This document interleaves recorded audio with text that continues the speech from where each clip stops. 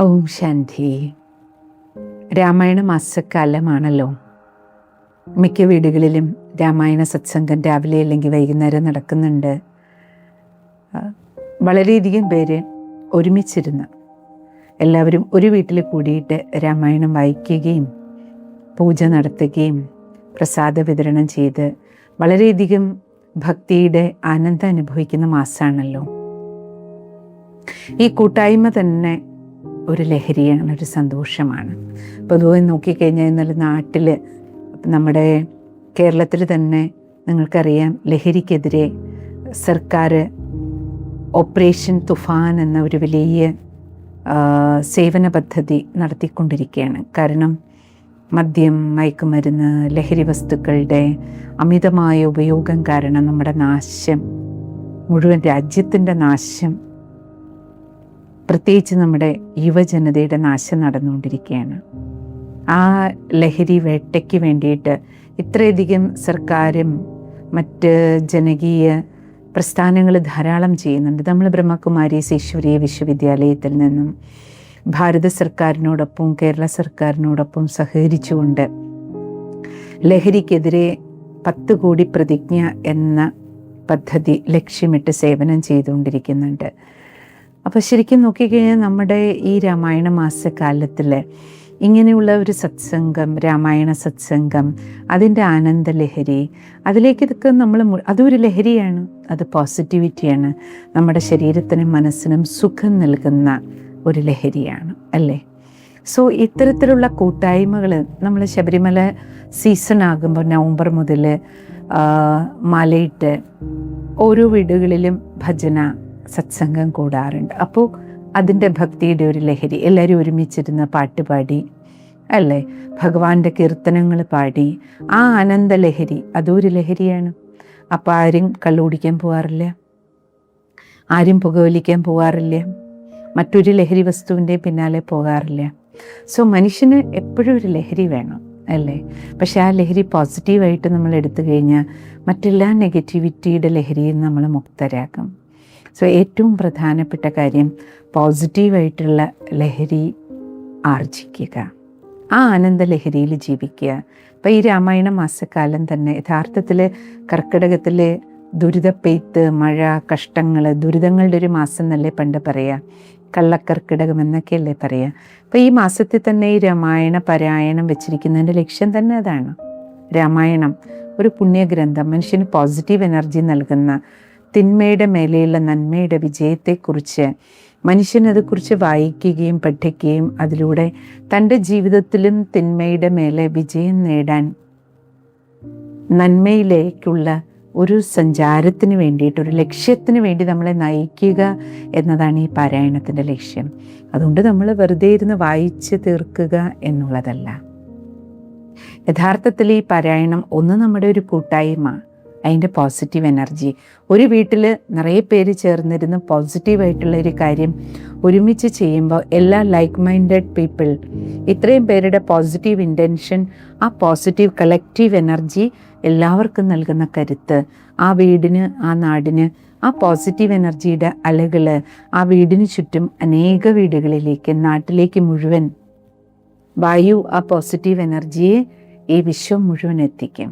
So കൂട്ടായ്മയിലൂടെ collective energy, positive vibration ഇത്രയും വലിയ നാടിന് തന്നെ മംഗളം ചെയ്യുന്നൊരു കാര്യമാണ്. ഇപ്രകാരം കൂട്ടായ്മയുടെ മറ്റൊരു ബെനിഫിറ്റ്, നമ്മളൊരു കൂട്ടായ്മയിൽ നിന്ന് പോസിറ്റീവായിട്ടുള്ള കാര്യങ്ങൾ ചെയ്യുമ്പോൾ നെഗറ്റീവ് ടെൻഡൻസി കുറയും. അപ്പോൾ നോക്കൂ, രാമായണ പാരായണത്തിൻ്റെ പേരിൽ 1 മണിക്കൂർ 2 മണിക്കൂർ ഒരുമിച്ചിരിക്കുമ്പോൾ അത്രയും സമയം നമ്മൾ ഈ ഫോണൊക്കെ തോണ്ടുന്ന സ്വഭാവം മാറും. ഇല്ലെങ്കിൽ വെറുതെ ആവശ്യമില്ലെങ്കിൽ നമ്മൾ നീക്കും. ഒന്നുണ്ട്, ആവശ്യത്തിന് വേണ്ടി ഫോണിൽ വർക്ക് ചെയ്യുന്നവരുണ്ടാവും. പക്ഷെ വർക്ക് ചെയ്ത് അത് പിന്നീട് അതൊരു അഡിക്ഷനായിട്ട് മാറാൻ പാടില്ലല്ലോ. ഇന്ന് കഞ്ചാവിനേക്കാളും വലിയ അഡിക്ഷനല്ലേ ഈ ഫോണിൻ്റെ ഒരു അഡിക്ഷൻ. അതുകൊണ്ട് 1-2 മണിക്കൂർ നമ്മൾ ഈ പോസിറ്റീവായിട്ടുള്ള രാമായണ പാരായണ ചടങ്ങിൽ കൂടുമ്പോൾ ഇത്തരത്തിൽ ഫോണിനോടുള്ള അഡിക്ഷൻ കുറയും. അതുകൊണ്ട് കുട്ടികളും യുവാക്കളും എല്ലാവരും ഒരുമിച്ചിരുന്ന് നമ്മൾ പോസിറ്റീവ് കാര്യങ്ങൾ ചെയ്യുക, കുടുംബസമേതം. കുടുംബ ഇമ്പം ഉണ്ടാവും, എല്ലാവരും കൂടെ ഒരുമിച്ചിരിക്കുമ്പോഴുള്ള എനർജി. സോ നമ്മൾ ആ ഒരു ലക്ഷ്യം വെക്കണം. കൂട്ടായ്മയ്ക്കുള്ളിൽ ഇരുന്നിട്ട് അവിടെ ഇരുന്ന് നമ്മൾ പിന്നെ ഓരോരുത്തർ ഫോണും എടുത്തുകൊണ്ടിരിക്കരുത്. ഇത് വീട്ടിലും ഒരു ലക്ഷ്യം വെക്കണം. രാമായണ പാരായണം ചെയ്യാൻ പറ്റിയോ പറ്റിയില്ലയോ, പക്ഷെ വീടുകളിലൊരു കൂട്ടായ്മ ഉണ്ടല്ലോ. നമ്മൾ വീട്ടിൽ വൈകുന്നേരം അല്ലെങ്കിൽ രാവിലെ സമയത്ത് രാത്രിയിലേ ഒരുമിച്ചുള്ളൂ. ഒരുമിച്ച് നമ്മൾ 3 4 വീട്ടിൽ കൂടുമ്പോൾ 4 4 മൂലയ്ക്ക് ഫോൺ എടുത്തുകൊണ്ടിരിക്കാതിരിക്കുക. വീട്ടിലൊരു സ്ട്രിക്റ്റ് ആയിട്ടുള്ളൊരു നിയമം വയ്ക്കുക. വീട്ടിൽ വന്നാൽ വീട്ടിലുള്ളവർ തമ്മിൽ നേരിട്ട് കാണാനും സംസാരിക്കാനും ചിരിക്കാനും ഒരുമിച്ചിരുന്ന് നമുക്ക് കാര്യങ്ങൾ ഷെയർ ചെയ്യാനും ഒരുമിച്ചിരുന്ന് ഭക്ഷണം കഴിക്കുക, ഒരുമിച്ചിരുന്ന് കാര്യങ്ങൾ സംസാരിക്കുക, അതൊരു ശീലമാക്കുക. 4 ആളുണ്ടെങ്കിൽ 4 പേരും ഉള്ളിലൊരു ഡിസിഷൻ എടുക്കണം. ജോലി ഓഫീസോടുകൂടി കഴിഞ്ഞു. വീട്ടിൽ വന്ന വീട്ടിലുള്ളവരുമായിട്ട് നമുക്ക് സൗഹൃദം പങ്കിടാൻ, സന്തോഷം പങ്കിടാൻ, പരസ്പരം ശക്തി പകരാൻ, അങ്ങോട്ടും ഇങ്ങോട്ടുമുള്ള പ്രശ്നങ്ങൾ ചോദിക്കാനും പറയാനും അതിനുള്ള പരിഹാരത്തിനും ഒരുമിച്ച് ചിന്തിക്കാനുമായിട്ട് അവസരം ഉപയോഗിക്കുക. അതൊരു വീട്ടിലെ നിയമമാക്കുക. കാരണം കൂട്ടായ്മയുടെ കോട്ട പോലെ നമ്മളെ സംരക്ഷിക്കുന്ന മറ്റ് 2 കോട്ടകളാണ് നിയമങ്ങളും മര്യാദകളും. ഈ നാട്ടിൽ ജീവിക്കുമ്പോൾ തന്നെ നമുക്കറിയില്ലേ, പ്രപഞ്ച നിയമങ്ങൾ ധാരാളമുണ്ട്. ഒരു ഇന്ത്യ മഹാരാജ്യത്തിൽ ജീവിക്കണമെങ്കിൽ ഇന്ത്യൻ നിയമങ്ങൾ നമ്മൾ പാലിക്കണം. തെറ്റിച്ചാലോ നമുക്കതിനൊരു ശിക്ഷയുണ്ട്. റോഡിലൂടെ ഒരു വണ്ടി ഓടിച്ച് പോകണമെങ്കിൽ പോലും ട്രാഫിക് നിയമങ്ങൾ പാലിക്കണ്ടേ?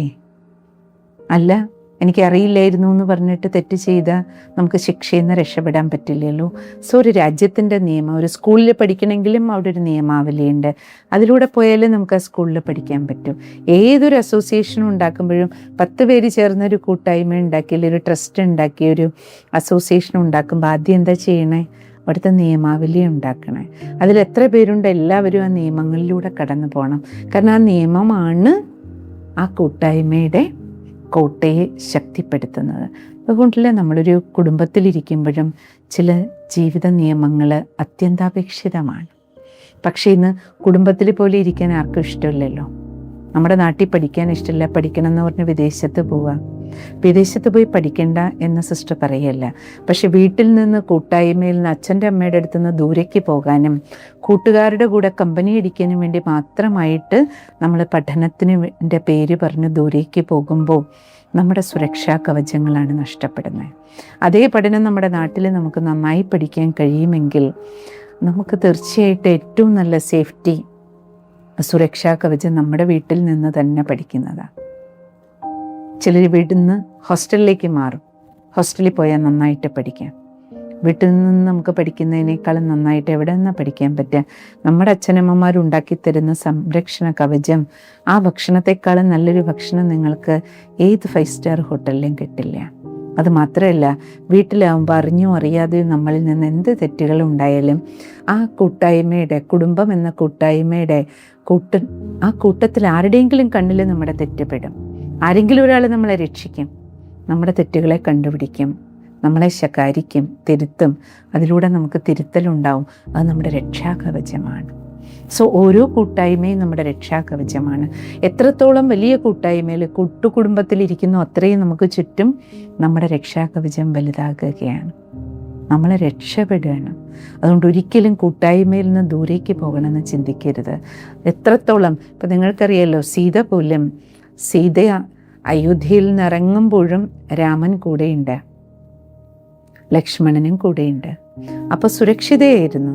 പക്ഷേ എപ്പോഴാണോ സ്വർണ്ണമാനിനെ കണ്ടിട്ട് രാമനെ പറഞ്ഞു വിടുന്നത്, ഭർത്താവിനെ അകറ്റിയത്, അപ്പോഴാണ് സുരക്ഷ കുറഞ്ഞത്. പിന്നെ ലക്ഷ്മണൻ സുരക്ഷയ്ക്കായിട്ടുണ്ടായിരുന്നു. അവസാനം ലക്ഷ്മണനെയും വഴക്ക് പറഞ്ഞിട്ട് ഓടിച്ചു, രാമനെ രക്ഷിക്കാൻ പോകൂ പറഞ്ഞിട്ട്. അവസാനം ലക്ഷ്മണൻ പോകുമ്പോഴും ലക്ഷ്മണ രേഖ വരച്ചു കൊടുത്തു, സുരക്ഷാ കവചം. എന്നിട്ട് ദേവി ഏത് കാരണവശാലും പുറത്തിറങ്ങരുതെന്ന് പറഞ്ഞു. പക്ഷെ അപ്പോഴും എന്ത് ചെയ്തു? ആ ലക്ഷ്മണ രേഖയാകുന്ന രക്ഷാകവചം ഭേദിച്ച് പുറത്ത് കടന്നു. അതോടുകൂടിയിട്ടാണ് സീതയുടെ സംരക്ഷണം പോയത്. ഇത് നമ്മൾ വെറും സീതയുടെ കഥയായിട്ട് നമ്മൾ കേട്ടിട്ട് കാര്യമില്ല. സോ ഓരോ നമ്മൾ വായിക്കുമ്പോഴും നമ്മൾ നോട്ട്സ് ഉണ്ടാക്കണം. ആ സീതയുടെ സ്ഥാനത്ത് നമ്മൾ നമ്മളെ നോക്കണം. പുത്രിയായിട്ടാണെങ്കിലും ഭാര്യയായിട്ടാണെങ്കിലും അമ്മയായിട്ടാണെങ്കിലും ഓരോ റോളും നമ്മൾ എത്രത്തോളം ബെറ്ററായിട്ടാണ് പ്ലേ ചെയ്യണം. നമ്മൾ നിയമങ്ങളുടെ സുരക്ഷാ കവചം ലംഘിക്കാറില്ലല്ലോ. മറ്റൊന്ന്, അനേകം മര്യാദകളുണ്ട്.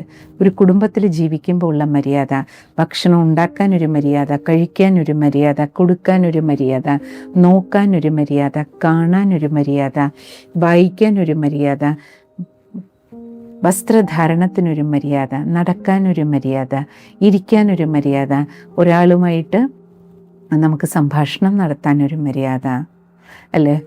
എല്ലാറ്റിനും നമ്മൾ നോക്കിക്കഴിഞ്ഞാൽ A to Z കർമ്മങ്ങൾക്ക് മനുഷ്യൻ ജീവിതത്തിൻ്റെ നിയമങ്ങളും മര്യാദകളുടെയും കോട്ടയ്ക്കുള്ളിലാണെങ്കിൽ നമുക്കെല്ലാവർക്കും എല്ലായ്പ്പോഴും സുരക്ഷിതത്വം ഉണ്ടാക്കും.